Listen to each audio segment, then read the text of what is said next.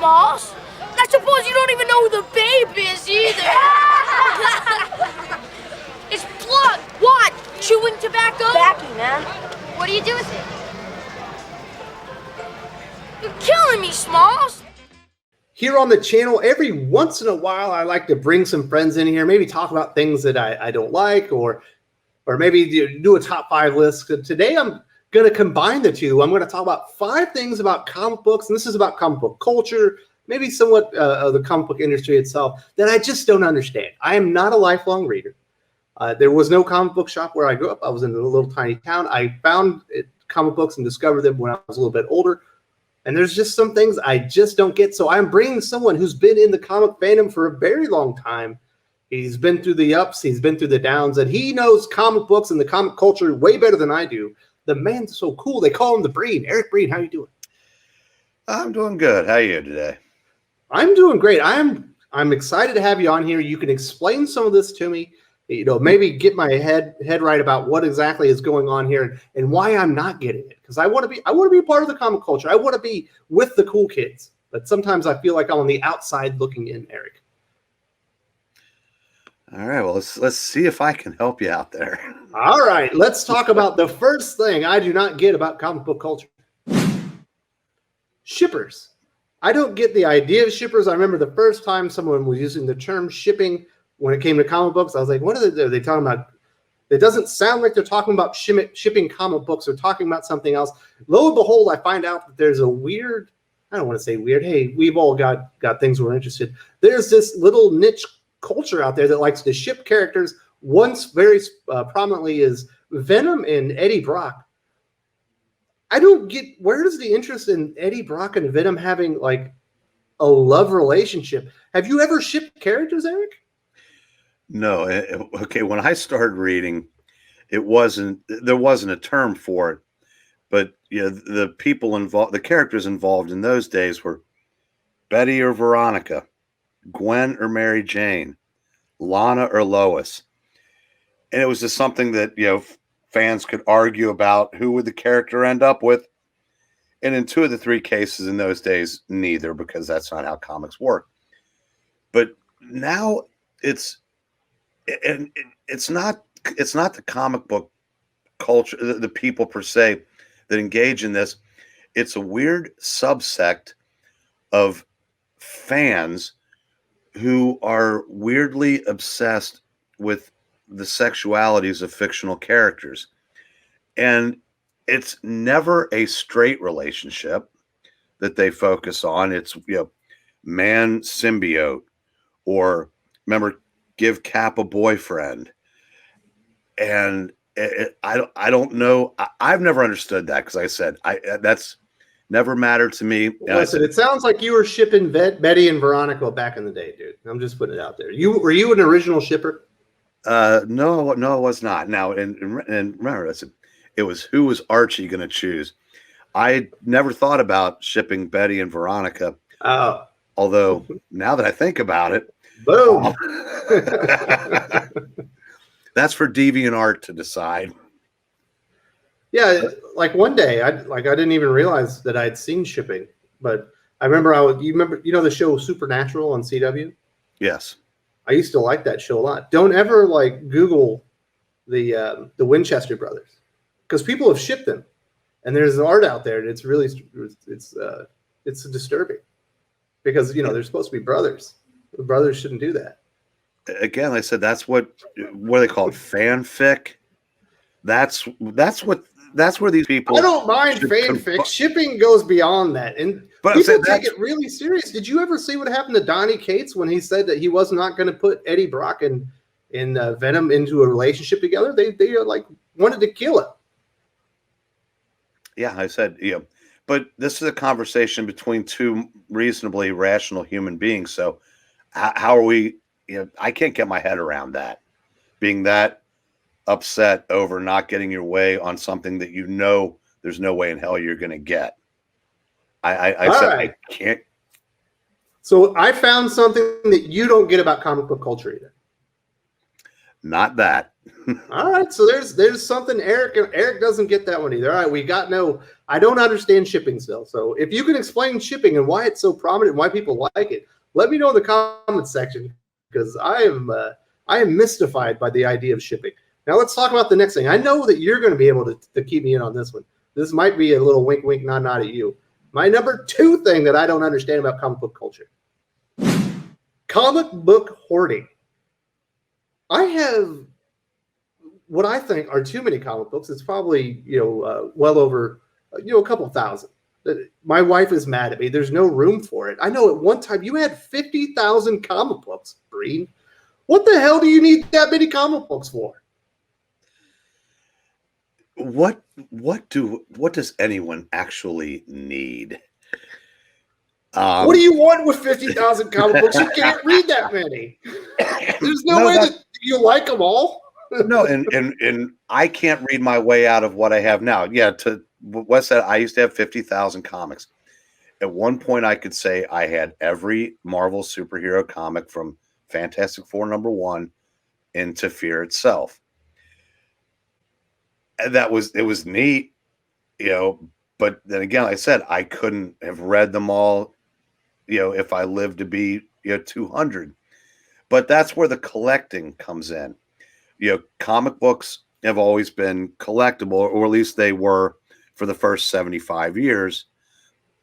More so I would say from the 70s up to about, when the comic book companies kind of forgot that there was history in their characters and just kept relaunching over and over and over again.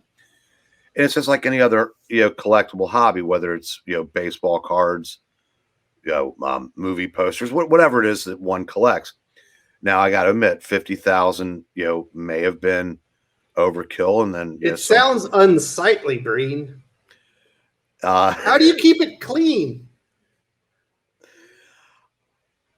It's funny when I had that many, I would load up about 12 long boxes full of stuff that, and then I would integrate it into the other 200 and something. And I don't know that I could still do that at my age, because that involved moving 200 boxes twice to rearrange, put them all in and reintegrate. And then you realize, oh crap, I've got too many for this room. So, it's you're gonna cave your own house in, man.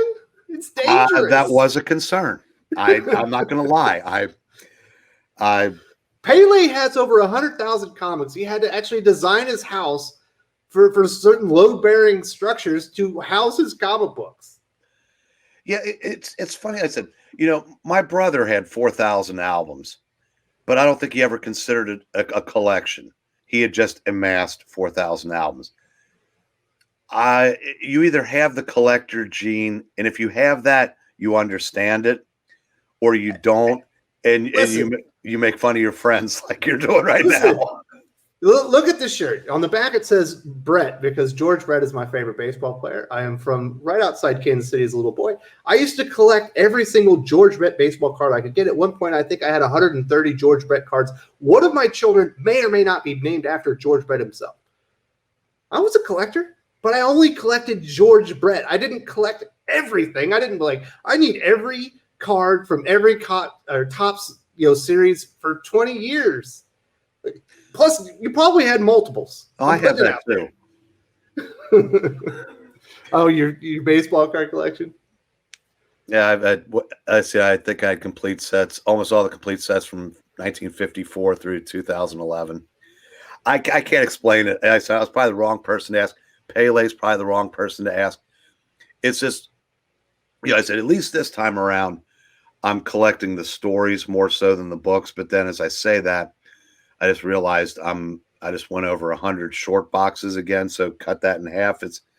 I have about a fifth of what I used to have. And I'm looking at this now and I said, how the hell did it ever get that big before? Because I'm kind of like, where you are now. I said, man, this is already getting out of control again. I'm going to have to start calling you the comic book hoarder. That's your new name on the channel. All right.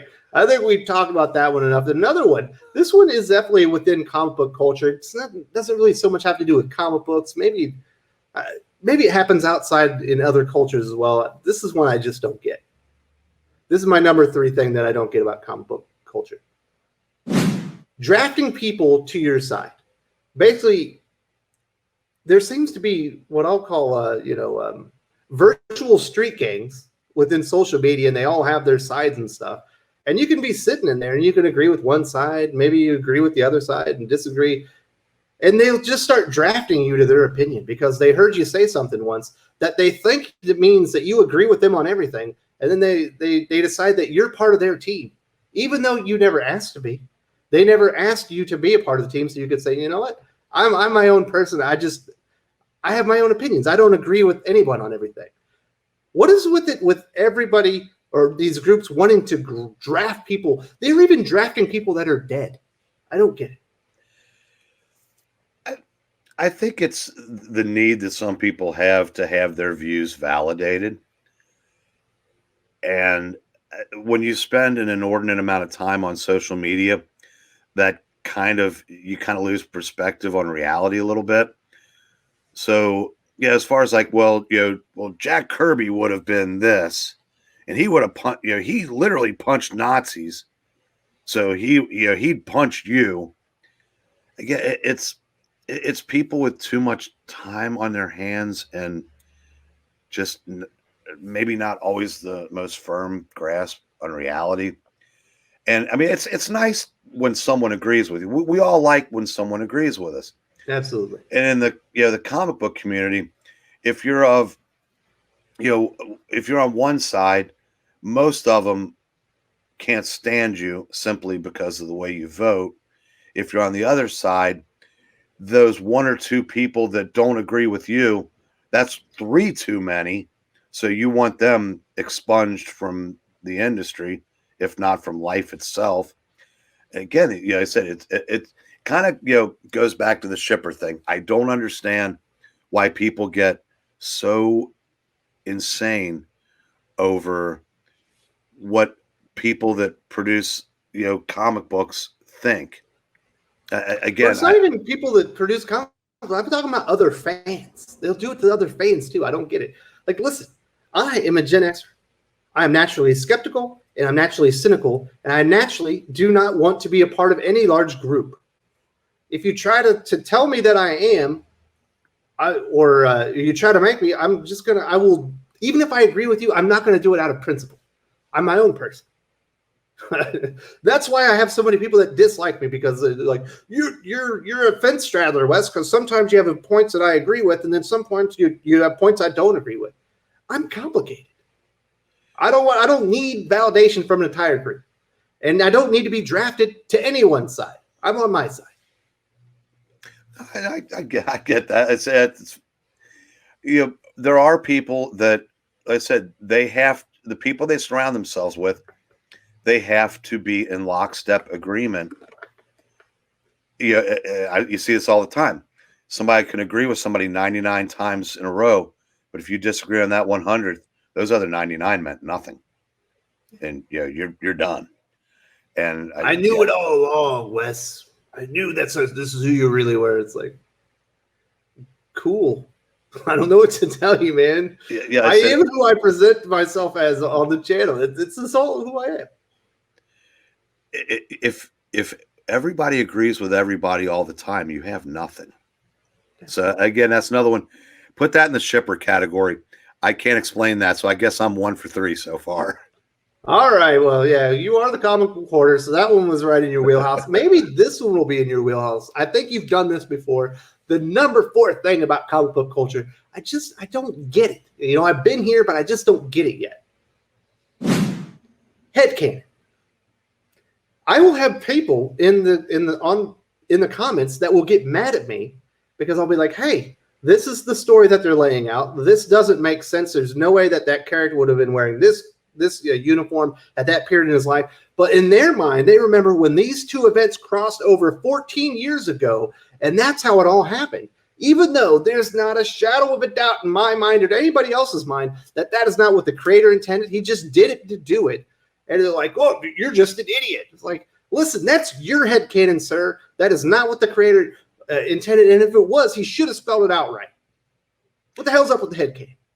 Okay, the quickest way to make a comic book fan's head explode is to put too much effort into trying to figure out how all the pieces fit. And it's a lot easier just to, and I'm not saying that you don't care about continuity and don't care about any of that stuff, because if you don't, then you're probably in the wrong hobby anyway. I mean, there are things that we, like about this hobby. And one of the things is trying to figure out how it all fits together and then realizing that it's an impossibility. Now, one thing, if you're in this hobby long enough, all those things that drove you nuts, like when I was first reading, I go, well, this couldn't happen here because Wonder Man's costume had already been changed, and here he is still wearing the old one there, blah, blah. And I know that's not exactly what you're saying, but then you realize if you go back and read those stories 20 years later, you don't remember what was going on at the time, and you can just read those stories and enjoy them for how they were intended in the first place. But the part of the headcanon that I want to touch on is kind of like a 1A, is employing one's headcanon is definitely a plus when a creator does something so monumentally stupid that you just kind of want to purge it from your memory. Like an example from however many years ago, Sins Past, when they revealed that Norman slept with Gwen and she had his babies, while trying to tell us that Peter and Gwen didn't sleep together while they were together. Now, you might have been able to make that fly in 1966, but with the sliding time scale, that would have happened in the 2010s. Now, I'm not buying that, to say nothing of how just creepy that whole idea was. So in my head canon, it never happened. You have headcanon by omission, sir. That's a good way to put it. And it Doc serves, does the same thing. well. Anything that he doesn't like, he just acts like it never happened. Well, if you read enough books and if you stay in this hobby long enough, there are going to be things that are going to drive you nuts.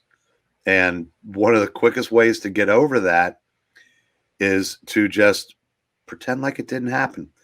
Now, unfortunately, if you're a Marvel fan, you got to do a lot of that. So you're saying that instead of going on the channel and being like, what Tom King just did to Mr. Terrific in Strange Adventures was an atrocity against comic books and the character and anyone who ever liked Mr. Terrific, you say that I should have just ignored it and be like, that never happened. It's just easier. If you try to make sense of the last 4 or 5 Tom King events, you're going to need more therapy than he does. Absolutely. So Heroes in Crisis never happened. There was no Sanctuary. Superman, Batman, and Wonder Woman weren't defeated by Harley Quinn by herself. Flash never basically murdered a bunch of people and then framed Booster Gold and Harley Quinn for the crime. Went into the future and then murdered himself to bring back his own body. None of that happened. Yeah, I got to admit, there's been way more stuff in the last 8 or 9 years where you have to employ the headcanon by omission than the 30-some years leading up to that for me. It's almost like there are no more rules, and it's just, sure, do what you want. Doesn't matter that it's implausible. It couldn't possibly happen, et cetera, because there seem to be no rules for creators anymore. So again, if that works for you, great. Yeah, for me, like I said, I'm going nope. Yeah, because if you think about what Tom King did there, essentially Wally West is a ticking time bomb waiting to explode anytime that his feels get hurt or if he gets stressed out a little bit, because his Speed Force could overcome him and he will blow up like an atomic bomb and kill people. So, and he seems to be it's out of easy mind. to possess. Never happened. I'm omitting that from my headcanon. It helps. All right, I get that one now. That makes sense. All right. So let's talk about the last thing. Number 5, the 5th thing that I don't understand about comic book culture, and this one's a little bit more serious. Fans rooting against comic books. I see, some people might think that I don't like comic books, and that's why, when I see something that I disapprove of, or I think there's a bad idea, I go out there and I go out and talk about it. No, I do that because I love comic books and I want comic books to succeed. I want the information to get out there so people know if you want good comic books, you go and read this, this, and this. In my opinion, avoid this, and we can have a healthy comic book industry, because then they'll know what is actually going to be working, hopefully moving forward. Of course, these are all my opinions, but I want comics to succeed. I want comics to be bigger than they've ever been in the history of the world. And it doesn't just have to be by on my terms. If comics get bigger than they've ever been, but it's with a bunch of stories I don't particularly like, great. I'm rooting for comic books. But I see a lot of people that absolutely want to see the industry fail and collapse that are supposed to be comic books. I don't get it. If you love comic books, even if there's some stories out there, or even a majority of stories you don't like, there's still enough out there that you do like, that's good out there. And there's enough good that can be built upon that I don't understand why anybody would want to just see it fail. Yeah, a couple things. There's, that you use this intro from, I think, one of the Batman movies where Alfred says some people just want to see the world burn. Mm-hmm. Other people that you're talking about aren't necessarily comic book fans, but they've become fans of comic book personalities, maybe, and they're rooting for the entire industry, like the mainstream industry, to die, and just everything becomes crowdfunded. That neither one of those are viable, because I said if the industry collapses, the big two collapses, it's going to take everything with it. Because I'm sorry, because people are going to find other, they're going to scatter even further than they are now. Now I'm with you. I want the industry to thrive. I want it to be there for as long as I'm here. And granted, there aren't as many things that attract my interest than did even 10 years ago, to say nothing of 20, 30, 40 years ago.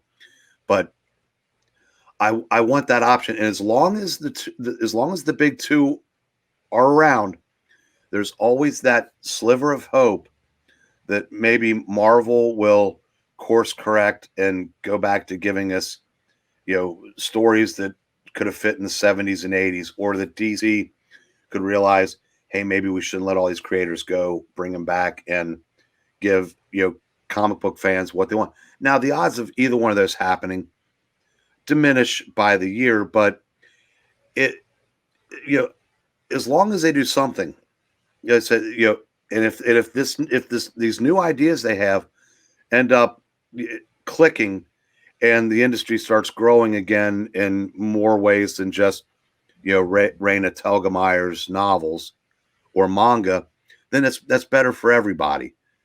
Because I said, as long as the new industry is going well, there's going to be more comic shops, which give old timers like me places to go into and pick up back issues, or find other things that made the hobby great in the first place. So the only time I could justify rooting against a comic is when a creator or a company just makes a decision where they do produce a book out of spite. So that's different. Yeah. Obviously, you think about New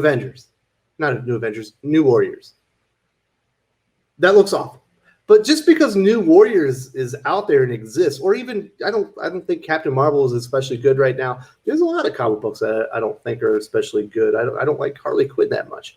But just because there's stuff out there that I don't like, or I think is actually poor and is actually bad for the industry, doesn't mean I think everything should burn down. Daredevil still exists by Chip Zdarsky. That is a great comic book. The Last God is still being produced by DC Comics. Whether or not you want to admit, or whether or not you think the rest of the line is good, there's good stuff out there. I just want to see the good stuff grow. And I don't want everything to die just because there's some shitty comic out there. Rooting against the industry is ridiculous. Anybody that has any claim of being a comic book fan, if they want the entire industry to burn, that makes no sense. Yeah, I don't think that Daniel Kibblesmith, when he wrote New Warriors, when that finally comes out, I don't think he did that as a personal FU to Eric Breen or any of my viewers. He's probably just a really untalented writer. He thought he was being tongue in cheek, and he didn't realize what a shitty comic book writer he was. And apparently Marvel didn't either. But No. I think sometimes people, including myself, probably take these things too personally. No, I'm not necessarily saying as far as that, but if the books like, I don't know, you can make a case that Iceman was kind of like a sticking it to the fans of the way the character used to be, whether it was or not, or whether it was an earnest attempt on Cena Grace to, well, let's be honest, tell By his Michael story. Bendis. It was Bendis. Bendis, I don't think has ever really tried to hurt the industry. He just ends up doing it. But if books continue to come out that are not what seemingly anybody wants, if you don't let them know that, or if you support them just to keep the industry going, that might give them a false sense of this is what people actually want. That's the only time maybe I kind of misunderstood the initial question when you said rooting against comic books. And I would say I don't mean it's individual comic book. Right. I mean like the industry, like the culture. Yeah, the industry as a whole. Like I said, it might be a tough time to throw your full support behind it, but there's still plenty out there for anybody that wants to participate in the hobby. I agree with you. So, all right, that'll basically do it today, Eric. I enjoyed this conversation. Brought some clarity to 5 things I don't really get about the comic book industry as far as culture. Obviously, hey, I got a better understanding of headcanon. I'm doing headcanon by omission from now on. Still don't get shippers. Still don't get drafting people. I still think it's weird that comic book fans would actually root against the comic book industry and want it to implode. And I don't know, comic book hoarding. It feels like it would be unsightly, but obviously, I don't think you and Pele consider yourself hoarders. No, collectors. I said there's a difference, and even if that's our own head canon.